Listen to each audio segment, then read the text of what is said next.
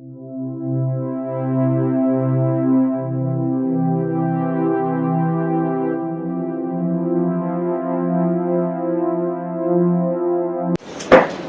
dia, amigos. Bom dia. Não sei se chorei mais com a apresentação de Mário Vidal e André Luiz ou com o coral infantil.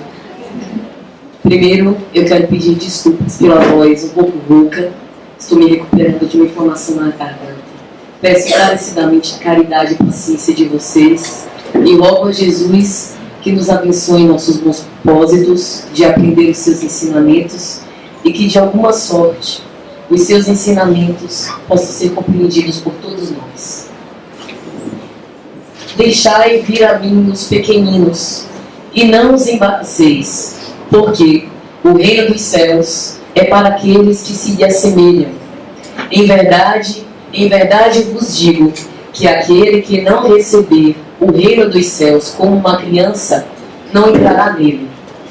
É interessante Jesus, um espírito puro, usar a figura pueril de uma criança para nos ensinar a pureza de coração. Observando as ações do coral, nós podemos ter uma ideia a respeito do que Jesus queria nos ensinar.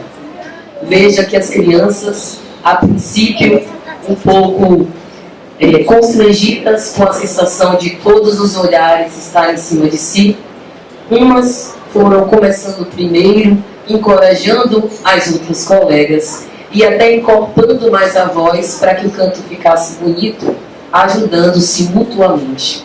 As crianças têm esse sentimento de entrega, de não se importar com as opiniões alheias e de, sobretudo, tentar, mesmo que intuitivamente, fazer com que o ego seja inferior e que o sentimento de amor, de amizade, de viver a vida como deve ser, de uma forma espontânea, possa ser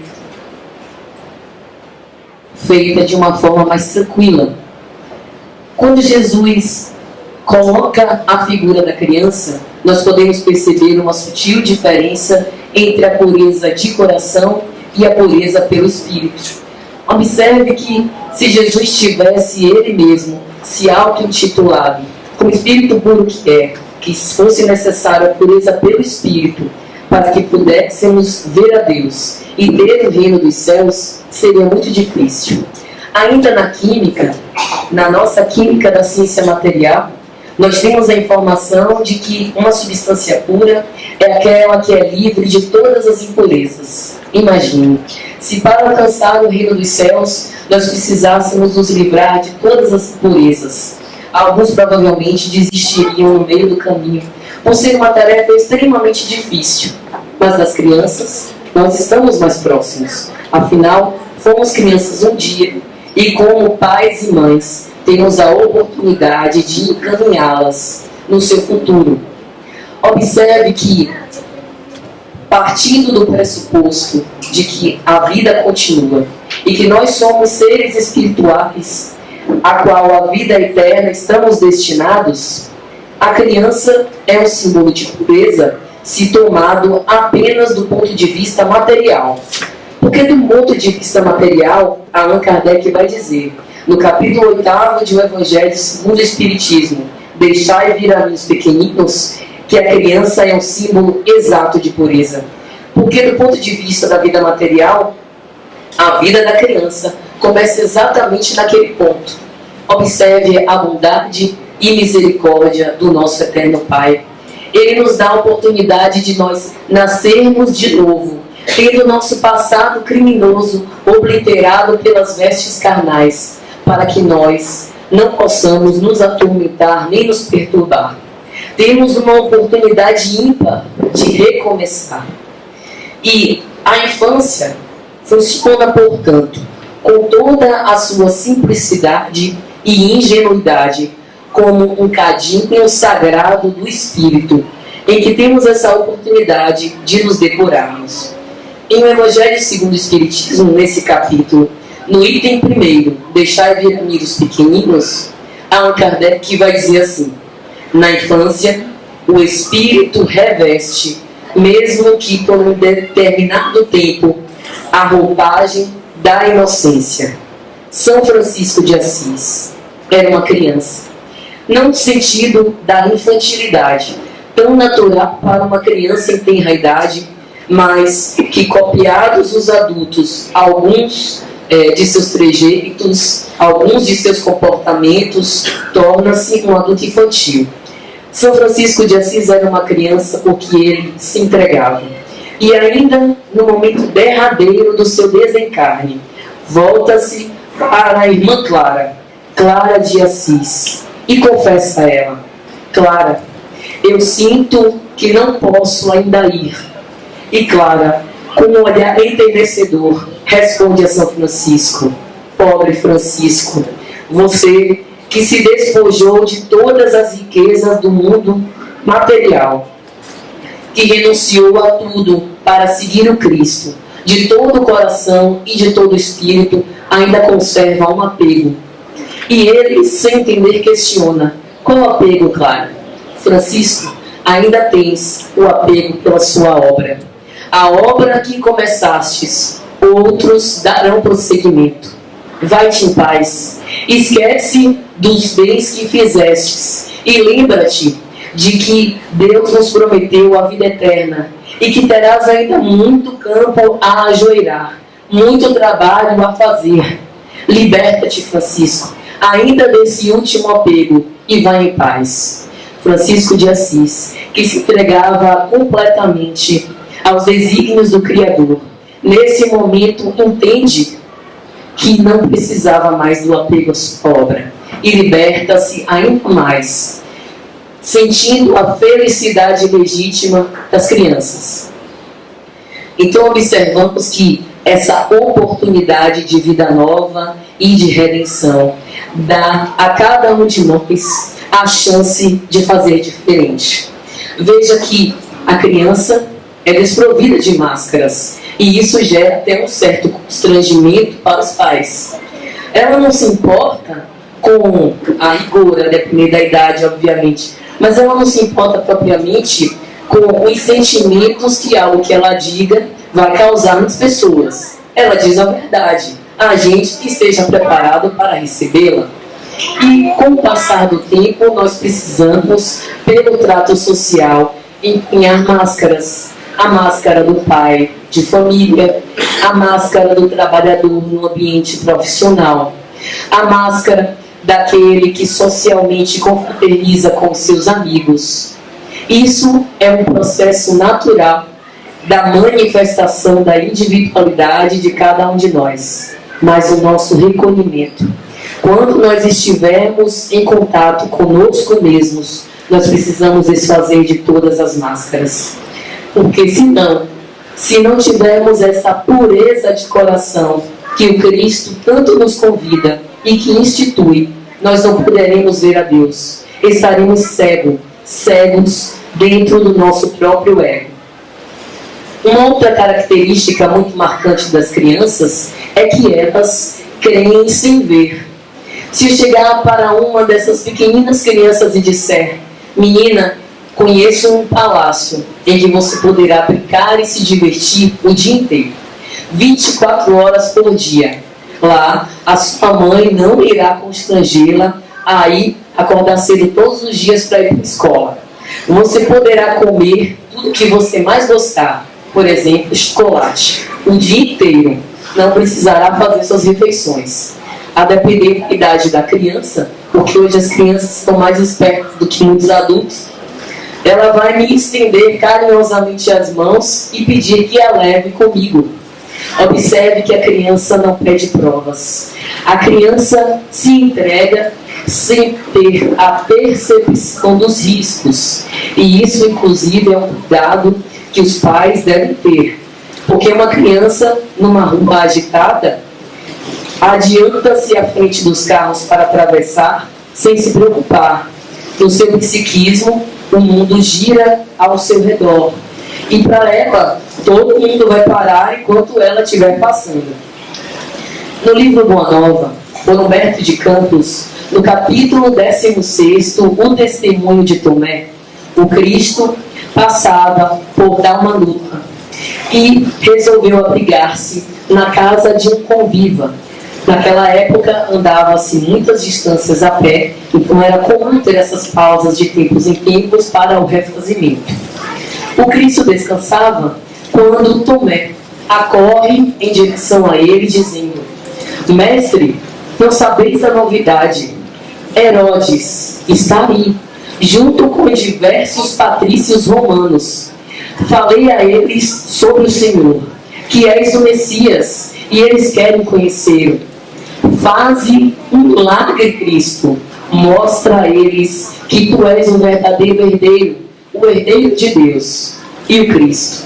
Sereno como sempre, contempla Tomé, diz Humberto de Campos, como a querer penetrar o psiquismo para entender a real intenção daquele gesto. E aí Tomé pergunta: Mestre, qual a senha? Qual a senha que nós podemos provar para convencer os outros de que estamos carregando a verdadeira palavra de Deus? E Cristo responde a ele: Tomé, não é necessário que daqui eu me levante para dar provas. A senha do verdadeiro cristão é o sacrifício de cada um, o testemunho íntimo. E quantos de nós, ainda na doutrina espírita, não procuramos ansiosos por manifestações, querendo ainda nos convencer de que verdadeiramente a vida continua? Existem movimentos dentro do Espiritismo que trazem consolo e alento para os corações saudosos. Por exemplo, as psicografias. Isso é muito válido. Mas o que estamos querendo dizer é que precisamos crer sem provas. Quando Cristo foi crucificado, ainda na narrativa de Humberto de Campos, nessa obra fabulosa, Tomé se inscrui por meio da multidão e contempla, disfarçadamente e à distância, o Cristo na cruz infamante, em chagas vivas. Dias depois da crucificação e da ressurreição, o Cristo reaparece para alguns de seus discípulos. Volta-se a Tomé e diz: Vê, Tomé, vê as minhas chagas. Esta é a prova da imortalidade da alma. E Humberto de Campos vai arrematar o capítulo dizendo: naquele momento, o coração vencera o cérebro. E pela primeira vez, Tomé de fato cria que a vida, ainda há vida após a morte. Falamos do conceito e da definição da pureza pela química. Observe que mesmo sob o ponto de vista da vida material, os químicos sabem quão difícil é tornar uma substância pura. Tanto é que uma curiosidade é quando se trabalha com essas substâncias. Existe um cálculo chamado cálculo estequiométrico, em que os químicos fazem um balanço da quantidade necessária das soluções, já previsto que vão haver impurezas nelas. Veja, o Cristo, mais uma vez, na sua misericórdia, não apresentou-se como um modelo para que nós precisássemos ser perfeitos como Ele, para ver o reino dos céus, ou ser extremamente difícil nos livrar das nossas impurezas. Mas nós temos uma ferramenta ímpar para poder ver o reino dos céus, não obstante as nossas impurezas: o trabalho, o sacrifício, o testemunho cristão. Mesmo com as nossas impurezas, nós temos virtudes. Precisamos colocá-las na bateia e sacudir os cascalhos, para que essas virtudes possam fazer fulgurar o nosso espírito. Ainda nesse capítulo 8 de O Evangelho segundo o Espiritismo, é interessante porque Allan Kardec fala sobre o adultério. E conhecemos muito bem o adultério sob o ponto de vista comportamental, das relações conjugais e, no caso, extraconjugais. Entretanto, Allan Kardec vai nos esclarecer que o adultério, segundo a acepção trazida por Jesus, tem um significado muito mais amplo. Em verdade, adulterar significa corromper, prevaricar, trair e deturpar. E quantas vezes, dentro da própria casa espírita, como não corrompemos os nossos atos de solidariedade e de virtude. Distribuímos pães, mingau nas ruas. E será que o nosso íntimo não procuramos, quando publicamos isso em redes sociais, guardados os motivos nobres para fazê-lo? Porque muitas vezes as pessoas fazem isso para dar uma prestação de contas àquelas pessoas que doaram e não puderam comparecer ao evento. Mas quando fazemos isso para nos expor, não estamos também deturpando e corrompemos um momento que seria de virtude? Quantas vezes, em nossas reuniões para estudar o Evangelho de amor do Cristo, que nos pediu para nos tolerarmos mutuamente, amarmos-nos como Ele um dia nos amou, e quantas vezes não nos pegamos, mesmo sem querer, fazendo a famosa fofoca cristã?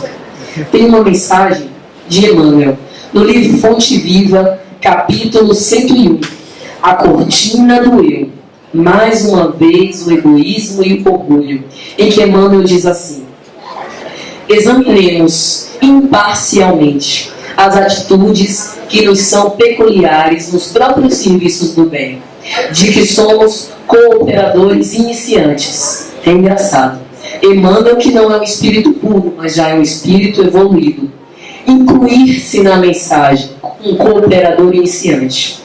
Ele sempre vai se referir nas suas obras que ainda somos, mesmo após 2000 anos das mensagens do Cristo, aprendizes do Evangelho.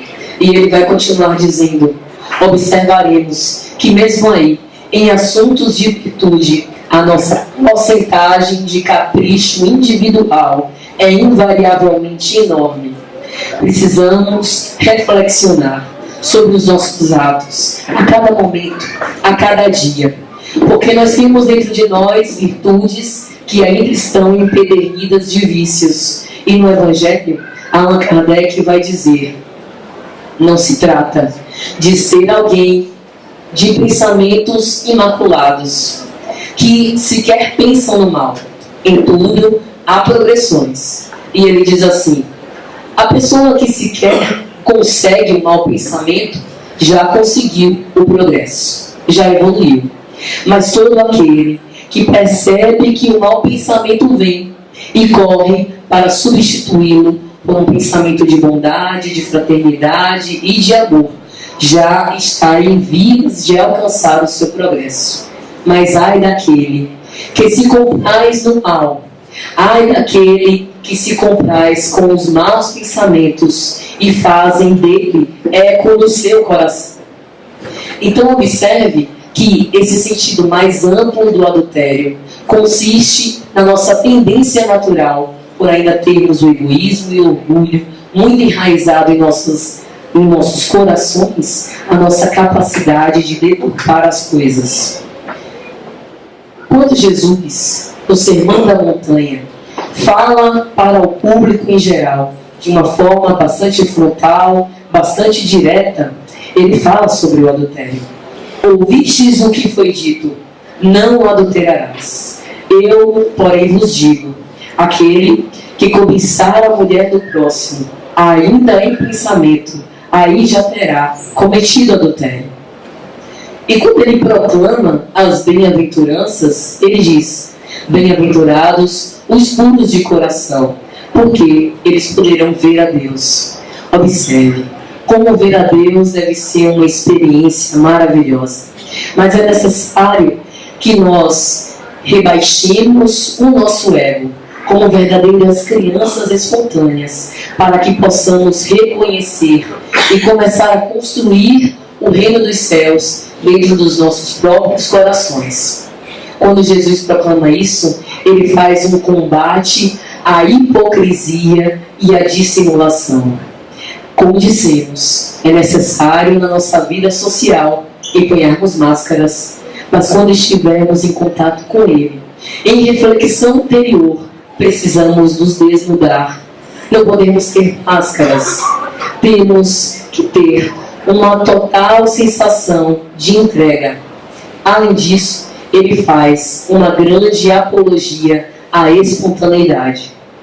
Em Marcos, capítulo 9, versículos 33 a 42, temos uma belíssima passagem que diz que Jesus, assentando-se com os seus 12 discípulos, chamou a todos e, lançando mão de uma criança, pô-lo no meio deles, tomando a criança em seus braços, e disse: qualquer um que receber um destes meninos em meu nome, a mim o recebe.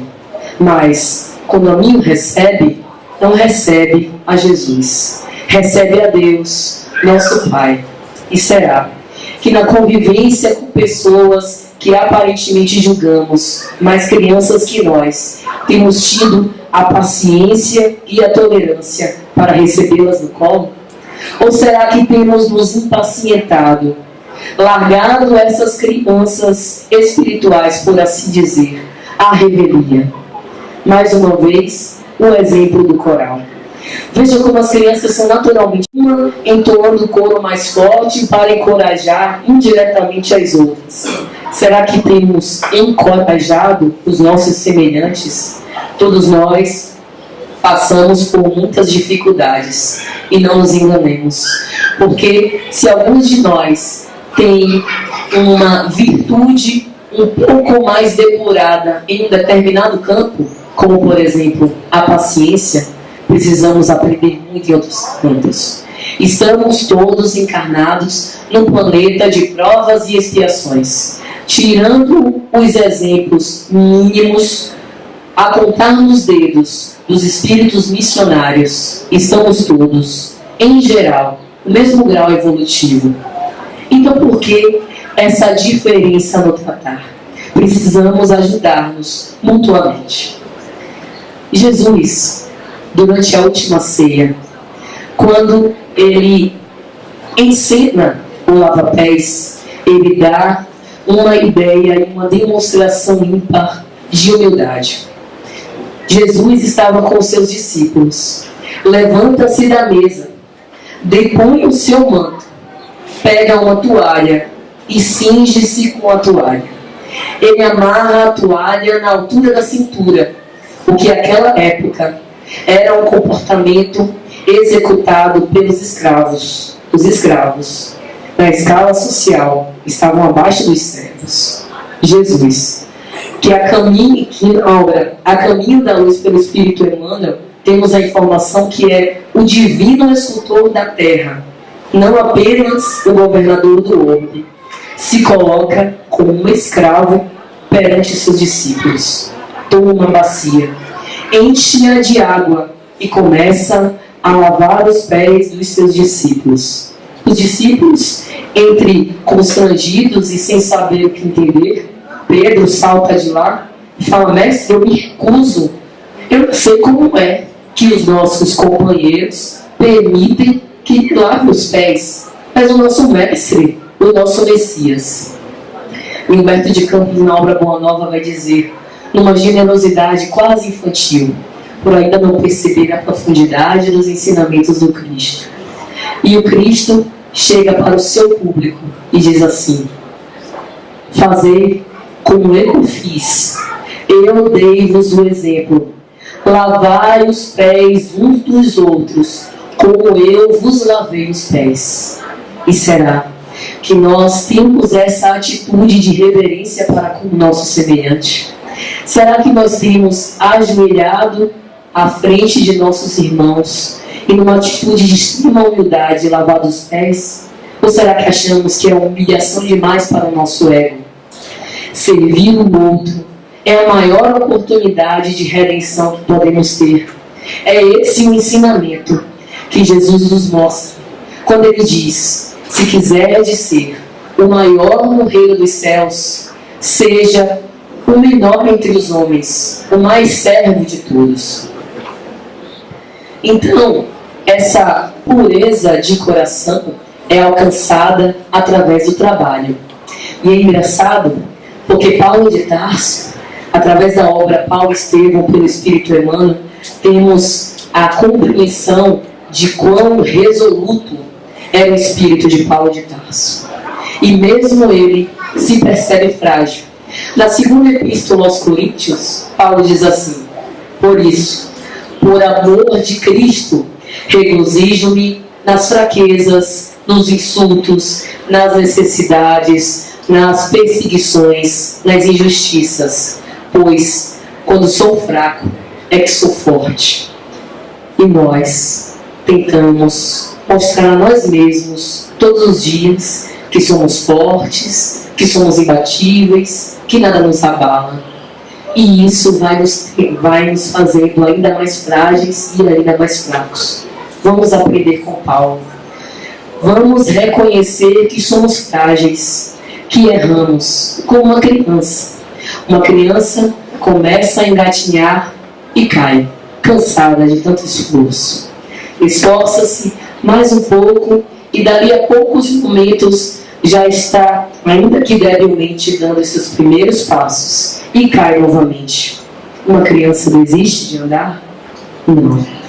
Ela se sente encorajada pelo olhar enternecedor de seus pais, que solicita que ela continue, que é normal o processo de queda nesse aprendizado de como andar. Será que um adulto continuaria a andar ou desistiria ante a primeira dificuldade, por se perceber incapaz? Mais uma vez, que sejamos como as crianças, que percebamos as nossas fraquezas e mesmo assim insistamos no bem, ainda que recebamos os apupos, as vergastadas morais, as pedradas, que tenhamos as dificuldades, perseveremos. Portanto, a pureza se exercita pela prática. E é exatamente essa conquista do espírito que pouco a pouco vai se despojando do seu orgulho e do seu egoísmo.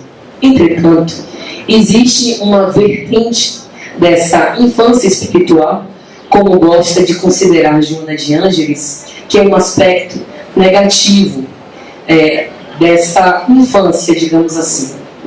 Na obra Caminho, Verdade e Vida, pelo Espírito Emmanuel, capítulo 51, ele fala sobre os meninos espirituais. Toda criança é frágil e ninguém deve condená-la por isso.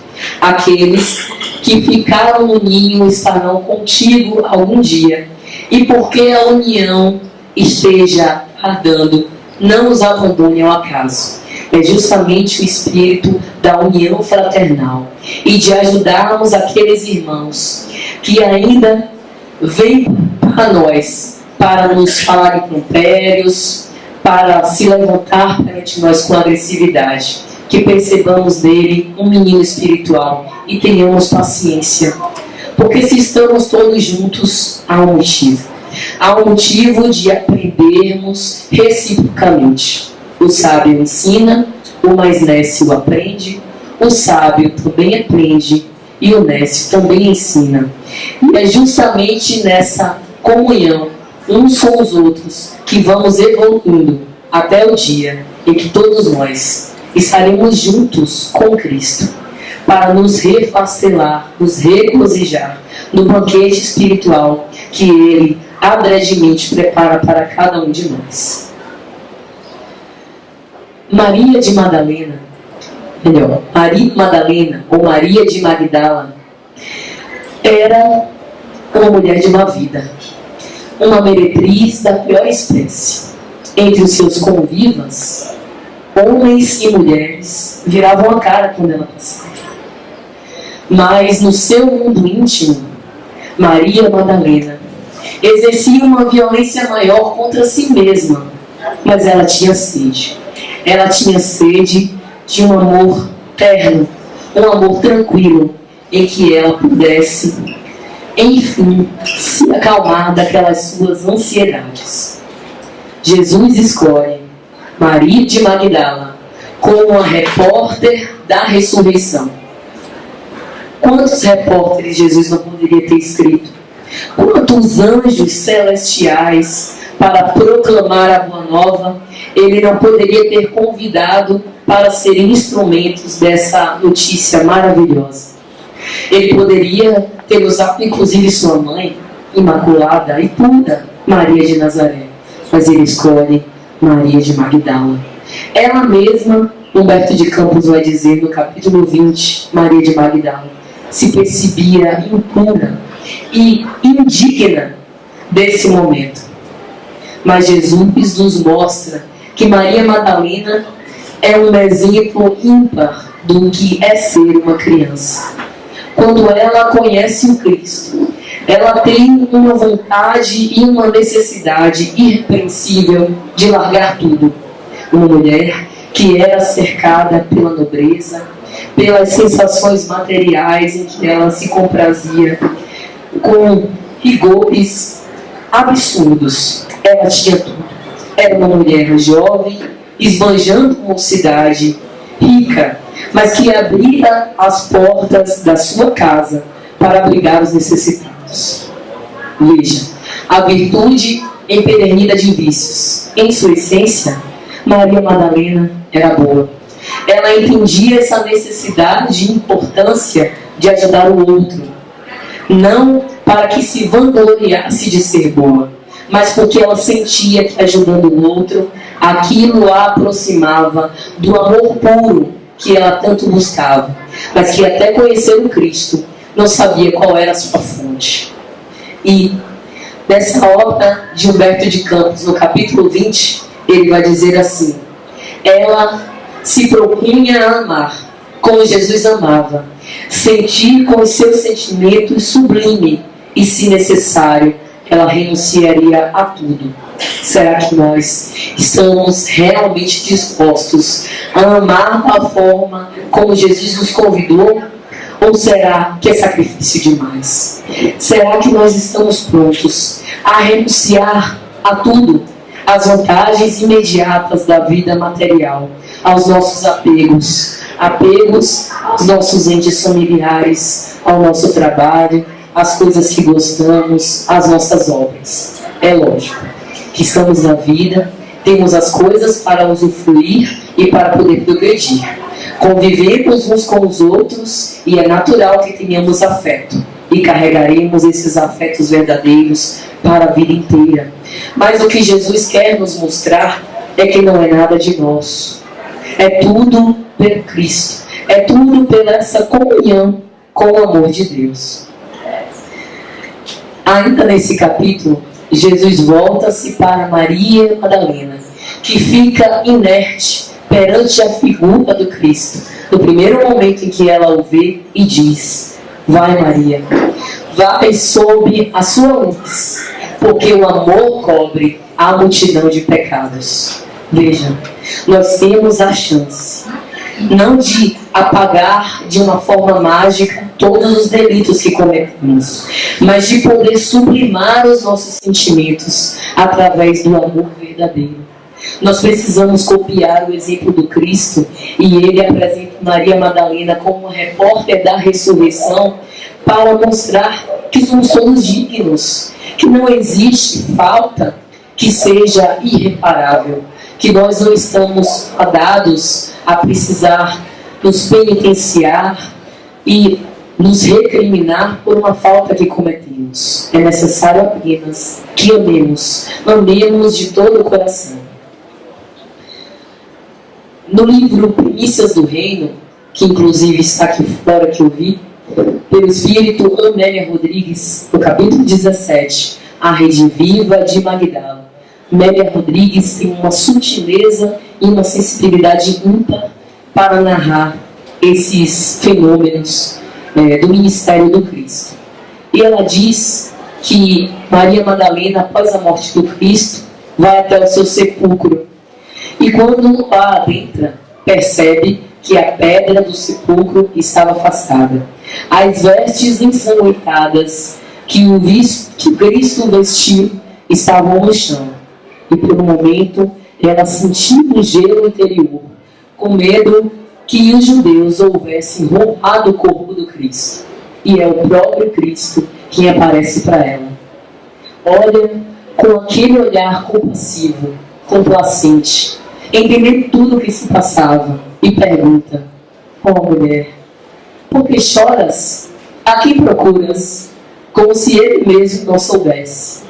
E encoraja Maria, que estava ajoelhada chorando de uma forma descompassada, e diz: vai, mulher, não te detenhas, vai aos meus irmãos e dize-lhes que eu sigo para o meu Pai, para o vosso Pai, para o meu Deus e para o vosso Deus. Observe o movimento insistente do Cristo de mostrar, comprovar para Maria de Magdala que ela faz parte desse reino, que é não ser tão digno como qualquer um dos outros. E quando Maria Madalena vai procurar os discípulos, como era recebida? Será que os discípulos do Cristo a recebem com o mesmo amor fraterno e a compaixão de sempre? Não. Amélia Rodrigues vai dizer que não sentia Maria de Madalena ressoar nos corações dos apóstolos a mesma compaixão que o Cristo tinha. E eles sequer acreditavam. O Cristo aparecer para você, uma mulher impura, tantos nós, discípulos aqui. E a Amélia Rodrigues vai dizer que ela tinha uma ânsia de paz, como as crianças do nosso tempo. No imenso cairel do abismo das suas paixões aniquiladoras, ela desejava o amor, o verdadeiro amor. Um amor que ela ambicionava secretamente e que temia que não pudesse encontrar. O Cristo já havia dito a ela: Maria, há flores perfumadas e imaculadas que nascem no pântano e no lodo sombrio que lhe seguram as raízes. Como a dizer que em essência Maria era pura, mas estava imersa numa conjuntura que ainda a mantinha nesse dilema de muitas impurezas.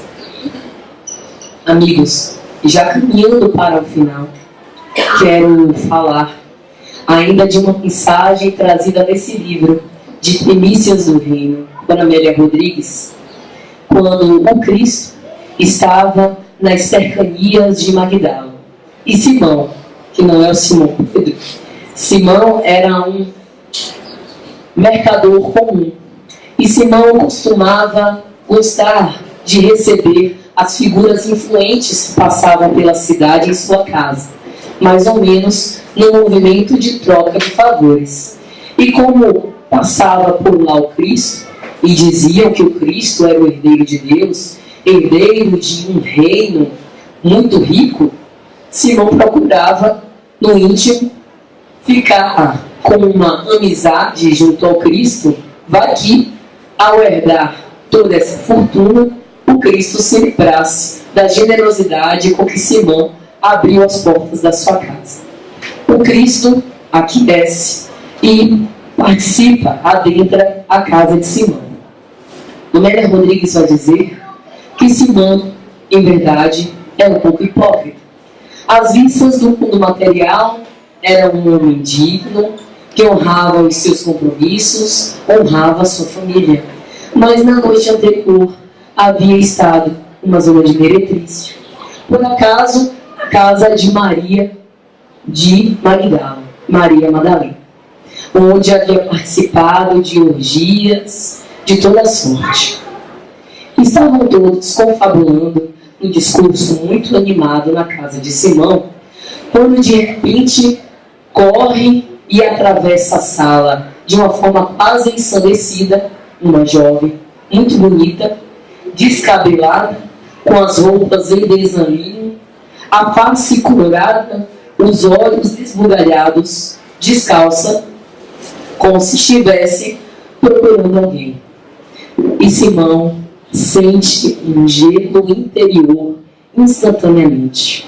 Era Maria Madalena. Simão estava a um passo de ser descoberto perante as pessoas com as quais ele mantinha esse estereótipo do bom moço. Mas Maria Madalena nem o viu. Maria Madalena estava tão apaixonada pelo amor do Cristo que só conseguiu ver o nosso Messias. Quando Maria vê o Cristo, sente uma atração irresistível. Essa atração e esse magnetismo ímpar que apenas os espíritos superiores, os espíritos puros, tem a capacidade de nos arrastar. Ela cai, ajoelhada aos pés do Cristo, e verte um copioso pranto, a ponto de poder lavar os pés do Cristo com as suas lágrimas. Ela pega um tecido muito macio e cinge os pés do Cristo. E o Cristo contemplava Maria, satisfeito, com a mesma serenidade e brandura de sempre. Maria Madalena trazia num alabastro um perfume muito fino, e ela quebra o gargalo desse alabastro e passa essa essência pelos pés do Cristo. Enxuga o copioso pranto que lhe caiu sobre os pés com os seus cabelos e beija, oscula os pés do Cristo insistentemente.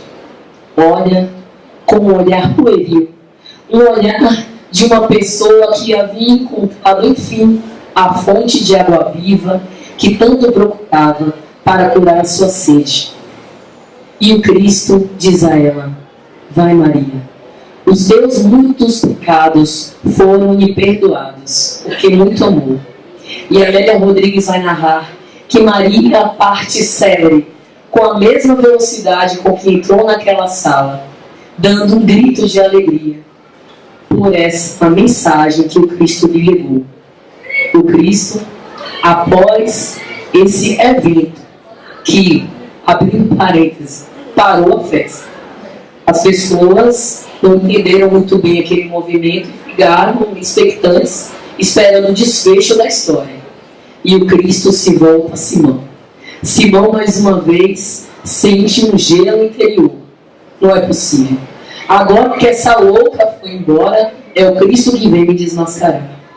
E o Cristo diz simplesmente a ele: Simão, o Senhor tem 2 servos. Um deve ao seu senhor 500 dinares e o outro 50 dinares.